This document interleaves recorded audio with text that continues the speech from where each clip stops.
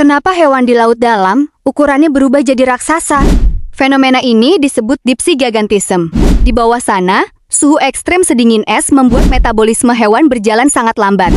Efeknya, mereka berumur sangat panjang dan terus tumbuh besar demi bisa menyimpan cadangan energi.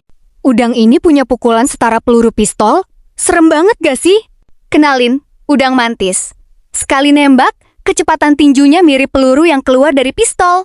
Saking cepatnya, pukulannya bisa bikin air di sekitarnya mendidih dan kaca akuarium pecah. Kenapa dari zaman nenek moyangnya, Deinosuchus, sampai sekarang wujud buaya nggak pernah berubah atau evolusi? Jarang diketahui. Buaya bukannya nggak bisa evolusi, tapi mereka tidak perlu berubah. Cetak biru tubuh mereka itu udah terlalu sempurna sejak ratusan juta tahun lalu. Punya kulit tebal spek baju baja, gigitan mematikan, dan habitat rawa yang super stabil. Gokilnya lagi, mereka bisa menghemat energi dengan sangat efisien. Sampai-sampai kuat puasa nggak makan hingga 1 tahun penuh.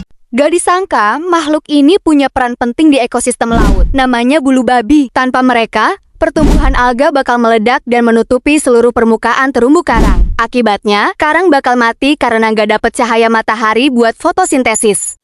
Banyak yang bertanya-tanya, gimana sih seekor kerang bisa bergerak di air laut?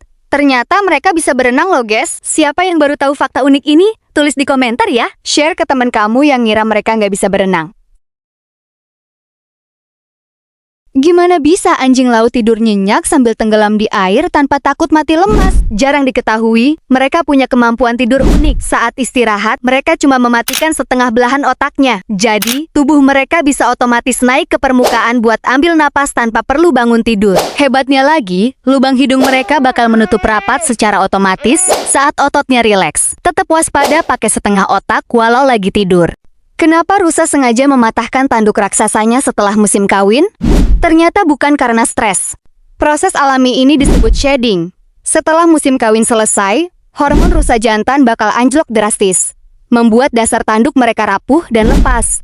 Ini taktik jitu buat menghemat energi mereka saat makanan mulai langka. Hebatnya, beberapa bulan kemudian akan tumbuh tanduk baru yang ukurannya jauh lebih besar, lebih bercabang, dan jauh lebih kuat. Kenapa burung kiwi disebut sebagai spesies yang paling tersiksa saat bertelur? Sumpah, ini nggak masuk akal. Ukurannya cuma seukuran ayam biasa.